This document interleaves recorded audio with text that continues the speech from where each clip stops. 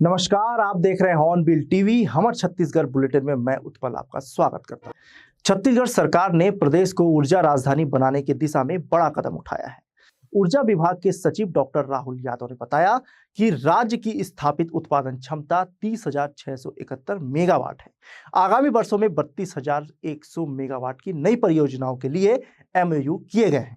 करीब 3.4 लाख करोड़ रुपए के निवेश प्रस्तावित है, जिनमें 12,100 megawatt thermal, 4200 megawatt nuclear, 2500 megawatt solar और 13,300 मेगावाट पंप स्टोरेज शामिल है।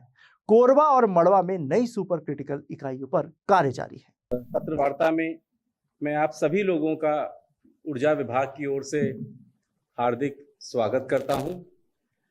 साथियों, हम सभी लोग जानते हैं कि बिजली एक ऐसा विषय है जो कि आम जनमानस के जीवन से बहुत ही करीबी तौर से जुड़ा हुआ है। इसलिए बिजली की जो भी खबरें होती हैं, चाहे वो समस्याएं हों या यदि हम कुछ अच्छा काम करते हैं, तो वो सामान्यतया समाचार पत्रों में या फिर टीवी पे या फिर सोशल मीडिया पे प्रमुखता से दिखाई जाती हैं, और इसके लिए मैं आप सब लोगों का शुक्रगुजार भी हूँ। और जैसा कि हम सब लोग जानते हैं कि माननीय मुख्यमंत्री जी हमारे विभागीय मंत्री भी हैं, उनका पर्याप्त समय सानिध्य हम लोग को समय समय पर मिलता रहता है, और इसीलिए उनके मार्गदर्शन में पूरा ऊर्जा विभाग पूरे परिश्रम से अपने काम को और बेहतर तरह से अंजाम देने का लगातार प्रयास करता है।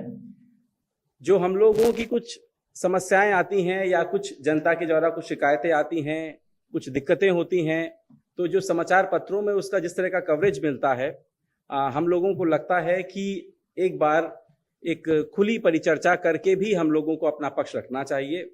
हम लोगों का प्रयास यह रहता है कि यदि किसी तरह की कोई भ्रांति है, कोई डाउट है किसी के भी मन में, तो उसको हम लोग एक संवाद के माध्यम से दूर करने का प्रयास करें। और साथ ही साथ, क्योंकि आप लोग न केवल पत्रकार बंधु हैं, बल्कि एक आम जनता भी हैं, बिजली आप लोग सब प्रयोग करते हैं, आप सबको बिजली के बिल मिलते हैं, आप उसका भुगतान करते हैं, तो कोई सुझाव आप लोग की ओर से आए, किसी भी तरह की कोई बात यदि आप लोग रखना चाहें, तो उसको भी हम लोग आपके साथ बैठकर सुने, समझें और उसका निराकरण करने का प्रयास करें। तो इसी उपलक्ष्य में हम लोगों ने इस पत्रकार वार्ता का आयोजन किया था। जैसा कि एक परिपाटी रही है कि हम लोग संक्षेप में आपको बताना चाहेंगे कि हमारी विभाग की गतिविधियां प्रमुखतया क्या क्या हैं, और कुछ कुछ यदि भ्रांतियां यदि लोगों में फैली हुई हैं, तो उसको भी हम लोग इस प्रेजेंटेशन के माध्यम से दूर करने का प्रयास करेंगे, और उसके बाद फिर हम लोग आप सब लोगों से प्रश्नों को लेंगे। बिलासपुर के थाना सिटी कोतवाली क्षेत्र में युवक की हत्या के मामले में पुलिस ने 2 आरोपियों को गिरफ्तार किया है। ग्राम नरगोड़ा निवासी 25 वर्षीय राजेंद्र सूर्यवंशी का शव 15 जुलाई 2025 को अरपा नदी चेक डैम के नीचे मिला था। जांच में हत्या की पुष्टि होने पर पुलिस ने विकास उर्फ भोले केवट और सनी उर्फ छोटू गंधर्व को हिरासत में लिया। पूछताछ में आरोपियों ने लूट की नीयत से मारपीट कर युवक को पुल से नदी में फेंकने की बात कबूली। पुलिस ने लूटा गया मोबाइल बरामद कर दोनों को न्यायिक रिमांड पर भेज दिया। 15 जुलाई 2025 को मॉर्निंग में पुलिस को सूचना मिली कि एक डेड बॉडी अरपा नदी में पड़ी हुई पचरी घाट के पास।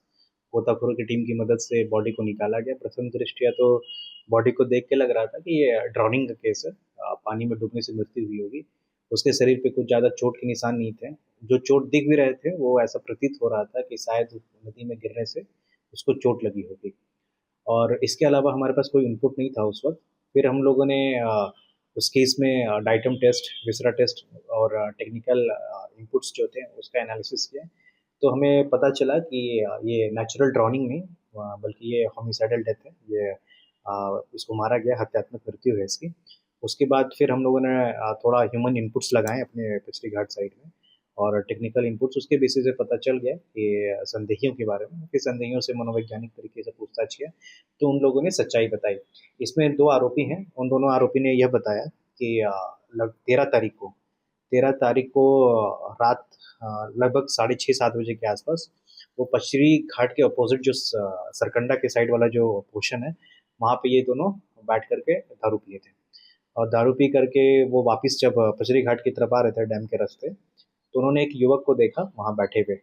वो भी नशे की हालत में इनको दिख रहा था, तो उन्होंने इस मौके का फ़ायदा उठाना चाहा और उसके साथ उसका पॉकेट वगैरह चेक किया। इसी पॉकेट चेक के दौरान उसने जो युवक था उसने रजिस्ट किया उस चीज़ को, गाली गलौज भी हुआ उन लोगों के बीच में। फिर जो है इन लोगों ने जो है उसको मिल करके मारा, उसे अनकॉन्शियस कर दिया उसको, और वो अचेत हालत में पहुंच गया। बाद में फिर उसको उन लोगों ने सबूत को मिटाने के तौर पे उसको डैम के नीचे धक्का दे दिया, और फिर उसको जो है और उसकी जो उससे जो मोबाइल लूटा गया था और पैसे लूटे गए थे वो आपस में इन लोगों ने बांट लिया। अब शुरुआती में जब उनसे पूछताछ की गई तो दोनों एडमेंट थे, दोनों की अगेंस्ट में कोई आपराधिक रिकॉर्ड नहीं है, और उस वजह से हम लोग को ज़्यादा प्रॉब्लम हो रहा था। हालांकि कई बार चीज़ों को पूछने से, तथ्यों को कॉन्ट्राडिक्टरी स्टेटमेंट जब आ रहे थे तो उनको अच्छे से पूछताछ किया तो उन्होंने सब कुछ बता दिया, और हम लोगों ने सीन ऑफ क्राइम का रिकंस्ट्रक्शन किया, वो लोग कहाँ गए, कैसे किए, क्या किए। इस तरीके से लगभग समझ लीजिए 7 महीने बाद इसका खुलासा हुआ है। और उसके फादर जो हैं हमेशा आते थे यहाँ पे थाने में, उनको रहता था कि हत्या ही है। हम लोग को दोनों साइड लग रहा था, शायद ये नेचुरल भी हो सकता है और होमिसाइडल भी हो सकता है, लेकिन फाइनली होमिसाइडल निकला। ये बुद्धि सुलझी है। मतलब लूट की नियत से ही हत्याकांड की वारदात को अंजाम दिया गया। क्या? लूट की नियत से ही हत्याकांड को अंजाम दिया गया। हाँ, लूट का पर्पस लूट ही था उनका, और उस लूट के दौरान जब युवक उसको रजिस्ट किया तो उन्होंने हत्या को अंजाम दिया। राजधानी रायपुर के फतेहसाह मार्केट में बीती रात हिस्ट्री सीटर वसीम खान उर्फ मम्मा ने जमकर उत्पात मचाया। शराब पीने के लिए पैसे न देने पर उसने दुकानदारों के साथ मारपीट की। घटना का वीडियो वायरल होने के बाद इलाके में दहशत का माहौल है। स्थानीय लोगों ने आरोप लगाया कि पुलिस ने कोतवाली थाने में मामूली धाराओं पर एफआईआर दर्ज कर ली, जिससे आरोपियों के हौसले बुलंद है। आक्रोशित दुकानदारों ने देर रात थाने का घेराव कर सख्त कार्रवाई की मांग की है। पुलिस ने मामले की जांच कर उचित कार्रवाई का आश्वासन दिया है। ये कोतवाली थाना क्षेत्र का मामला है। कल रात की घटना है। कोतवाली थाना का गुंडा बदमाश है वसीम खान। इसके द्वारा कल फतेहसाह मार्केट के पास लोगों से वाद विवाद किया जा रहा था। इसमें कड़ी धाराओं में कोतवाली थाने में अपराध पंजीबद्ध किया गया है इसके विरुद्ध, और इसको गिरफ्तार कर लिया गया है। गिरफ्तार करके माननीय न्यायालय की अभिरक्षा में भेजा जा रहा है। जांजगीर चांपा पुलिस ने अंतरराज्यीय लूट एवं उठाईगिरी गिरोह का पर्दाफाश करते हुए बिहार के कटिहार निवासी दीपक यादव एवं विनाश उर्फ सनी कुमार यादव को गिरफ्तार किया है। थाना शिवरी नारायण क्षेत्र में 13 फरवरी को 2.5 लाख रुपए की दिन दहाड़े लूट के मामले में साइबर टीम ने 150 से अधिक सीसीटीवी फुटेज खंगालकर आरोपियों तक पहुंच बनाई। आरोपी बैंक से बड़ी रकम निकालने वाले बुजुर्गों और महिलाओं की रेकी कर उनका पीछा करते थे और मौका पाकर लूट की वारदात को अंजाम देते थे। प्रार्थी को गुमराह करने के लिए केवाच पाउडर का भी इस्तेमाल करते थे। पुलिस ने आरोपियों के कब्जे से 2 मोटरसाइकिल, फर्जी आधार कार्ड, मोबाइल फोन और 10,500 रुपए नगद जब्त किए हैं। पूछताछ में आरोपियों ने रायगढ़, अंबिकापुर, कोरबा, सारंगगढ़ सहित विभिन्न जिलों में करीब 9.83 लाख रुपए की लूट की वारदात स्वीकार की है। गिरोह के 2 अन्य सदस्य फरार हैं, जिनकी तलाश जारी है। जो मूवमेंट है, इनका मूवमेंट चार्ट ऐसा था, ये लोग 8 तारीख को निकले थे कटिहार से, बिहार के हैं। हाँ, 2 ही लोग बस, 4 लोग थे। 2 फरार हैं, 2 फरार हैं अभी। बड़े भाई हैं, इनके बड़ा भाई है इनका। तो 8 तारीख को लोग बिहार से निकले थे। 14 को लोग वापस घटना करके बिलासपुर चले गए, बिलासपुर में रुके। 15 को ये लोग कोरबा पहुंचे और वहाँ इन्होंने रात्रि मुक्कीम किया। 16 को इन्होंने कटघोरा SBI बैंक से एक पैसा निकाल कर जो जा रहा था उसका केवाच छिड़कते, खुजली का पाउडर होता है केवाच, उनके पास से मिला, 80,000 रुपये लूट लिया, वापस बिलासपुर आ गए। 3 दिवसीय कोरिया महोत्सव का गुरुवार शाम भव्य समापन हुआ। विष्णुदेव साय ने 17 फरवरी को शासकीय रामानुज आदर्श हायर सेकेंडरी स्कूल के मिनी स्टेडियम में महोत्सव का शुभारंभ किया था। समापन दिवस पर कर्मा नृत्य, पंडवानी पंथी, सुवा सैला कथक और ओडिसी सहित विभिन्न सांस्कृतिक प्रस्तुतियों ने दर्शकों को मंत्रमुग्ध किया। निनवा की दुर्गा साहू ने पंडवानी गायन से लोक परंपरा की जीवंत झलक पेश की। विधायक भैयालाल रजवाड़े व जिला पंचायत सीओ डॉक्टर आशुतोष चतुर्वेदी ने कलाकारों को सम्मानित किया। कलेक्टर चंदन त्रिपाठी ने आयोजन को संस्कृति संरक्षण की दिशा में महत्वपूर्ण बताया। प्रोग्राम्स को बहुत महत्व दिया जाता है और ये जरूरी है, हमारे राष्ट्र के लिए जरूरी है। Thank you. हम जिस जगह पे रहते हैं, जिस मिट्टी से जुड़े हुए हैं, वहाँ पे अन्य चीज़ों के साथ हमें अपनी कला और संस्कृति को भी बचाए रखना है। अगर हम अपनी कला संस्कृति को खो देंगे या उसके साथ में हम प्रोग्रेस नहीं करेंगे तो मैं नहीं समझता कि ऐसी प्रगति वास्तविक प्रगति और वास्तविक विकास है। छत्तीसगढ़ के दुर्ग जिला के केलावाड़ी स्थित शासकीय प्राथमिक व पूर्व माध्यमिक शाला में तंत्र मंत्र जैसी गतिविधियां और तोड़फोड़ से दहशत है। परिसर में चुनरी माला व बलि के अवशेष मिले। वहीं असामाजिक तत्वों ने फर्नीचर व दस्तावेज जला दिए और बिजली फिटिंग क्षतिग्रस्त कर दी। पास के हाई स्कूल में भी बलि की घटना सामने आई थी। हेडमास्टर सलमा बेगम व शिक्षिका रूपा साहू ने सुरक्षा, सीसीटीवी और कड़ी कार्रवाई की मांग की। सर 15 तारीख की बात है, रविवार को किसी अज्ञात ने हमें खबर दी कि आपके स्कूल में गेट का ताला टूटा हुआ है, चाइना गेट का, और पुस्तकें जल रही है करके। तो मैंने अपने स्टाफ को खबर की और संकुल समन्वयक को, और हम सब मिल कर के आए यहाँ पे और देखे कि हमारा जो 6वीं और 7वीं क्लास है वहाँ पे पंखा जो है चोरी कर लिया गया है और ट्यूबलाइट चोरी हो गई है हमारी। कितने बार ये सब घटना हो चुका है? सर चोरी का मामला तो उसी दिन का है, बाकी तोड़ फोड़ होते रहती है।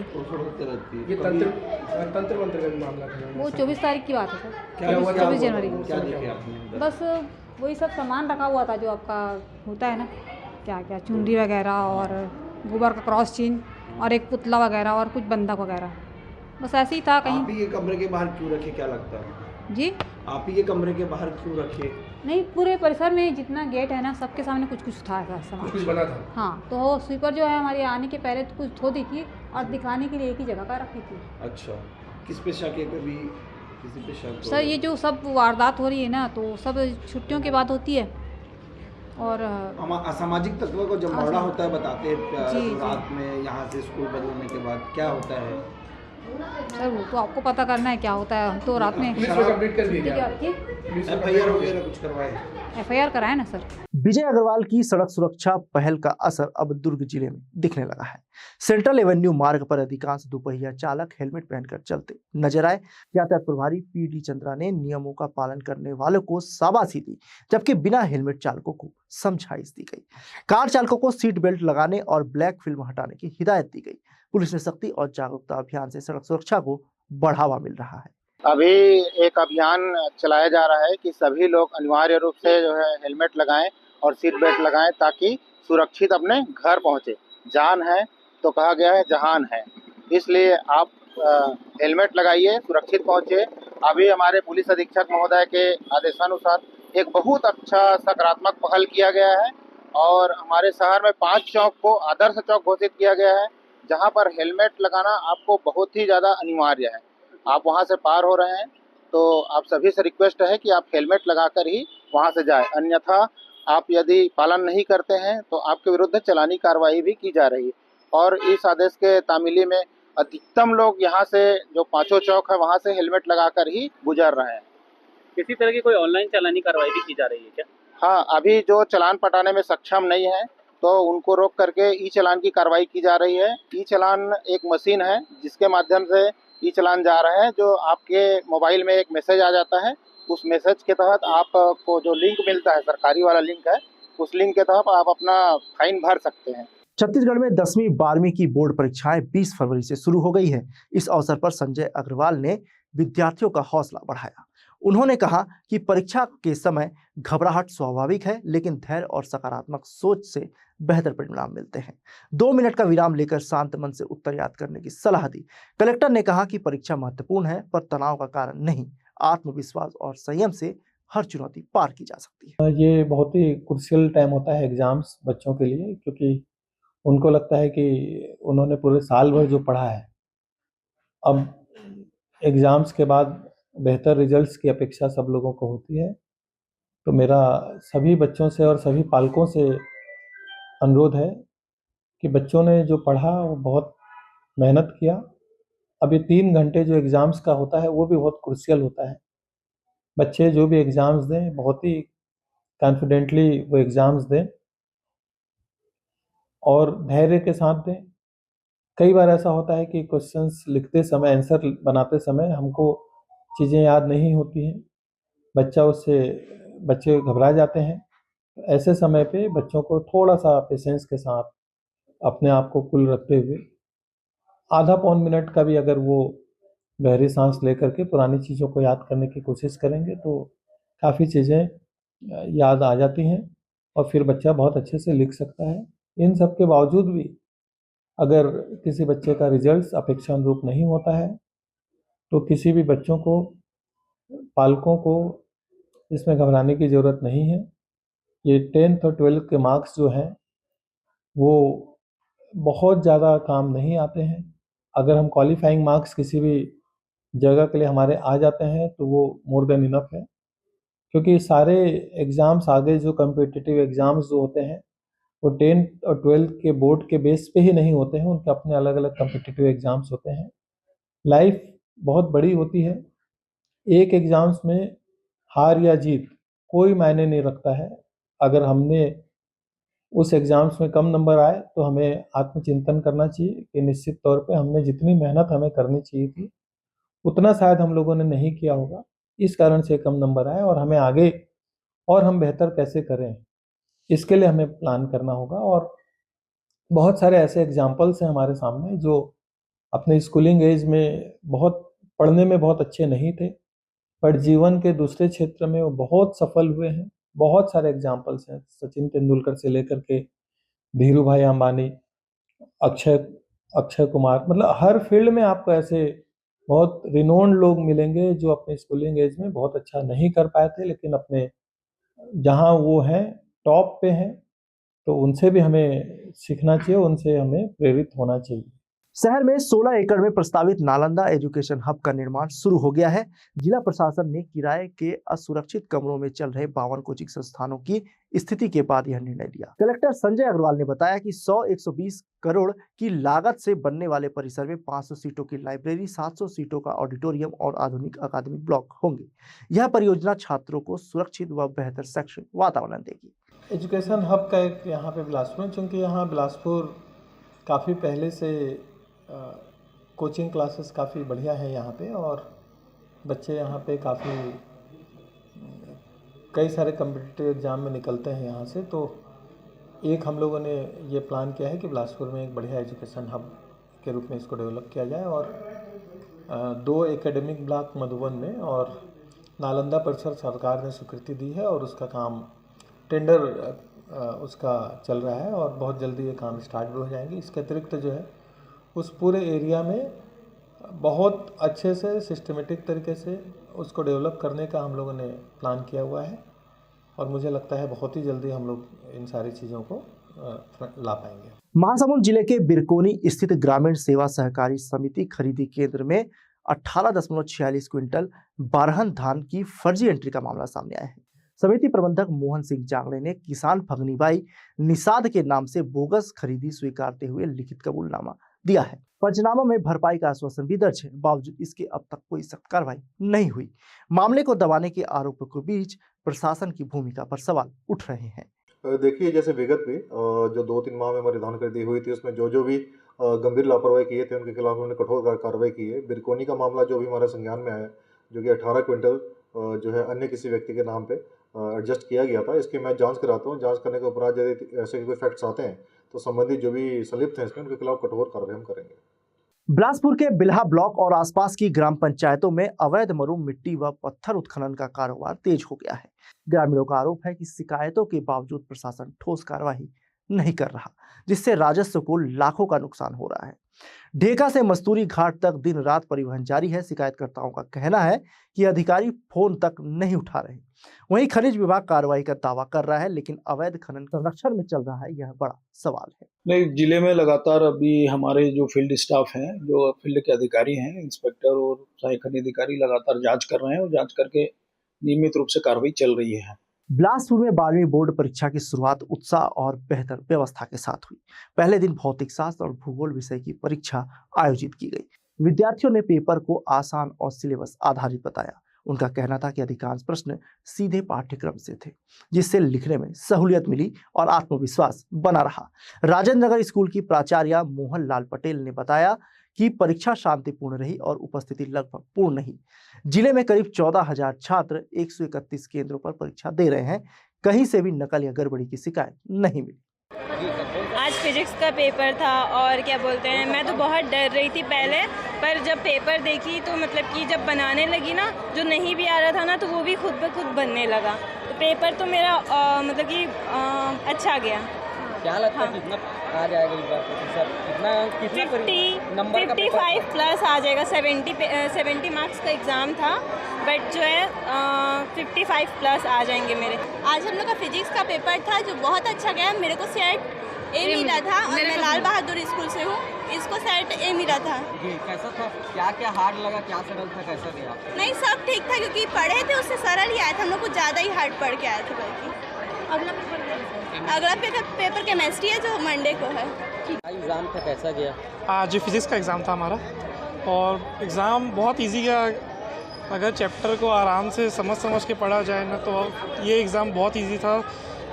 सुबह से बहुत लोगों ने कहा था कि ये बहुत हार्ड है, डेरिवेशंस बन नहीं रहे हैं, पर जब हम पेपर देने गए बस वहाँ पे ये रहना है कि काम रहना है, टाइम मैनेजमेंट का अकॉर्डिंग चलना रहता है हमको। 3 घंटे के अंदर जैसे हमारे पेपर में 19 क्वेश्चंस थे तो 180 मिनट रहते हैं। एटलीस्ट 10 मिनट में हमको एक क्वेश्चन को ख़त्म करना ही रहता है कैसे भी करके। तो टाइम मैनेजमेंट एक बहुत बड़ी चीज़ रहती है जो कि बहुत बच्चों को दिक्कत भी करती है।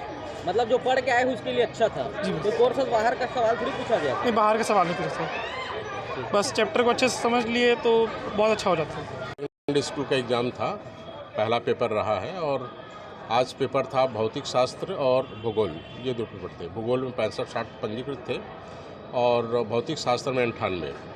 भूगोल में 2 बच्चे एब्सेंट थे और भौतिक शास्त्र में 3 बच्चे। जो मैक्सिमम जो बच्चे हैं वो प्राइवेट जो बच्चे दे रहे थे उन बच्चों का है। क्या कुछ नकल प्रकरण निरंक रहा है, शांतिपूर्वक चली है एग्ज़ाम में। कहीं किसी तरह के कोई ना तो व्यवधान आया है और ना ही किसी तरह के लोगों ने प्रयास भी किया है। आज के बुलेटिन में बस इतना ही। मुझे दीजिए इजाजत। देखते रहिए हॉर्नबिल टीवी।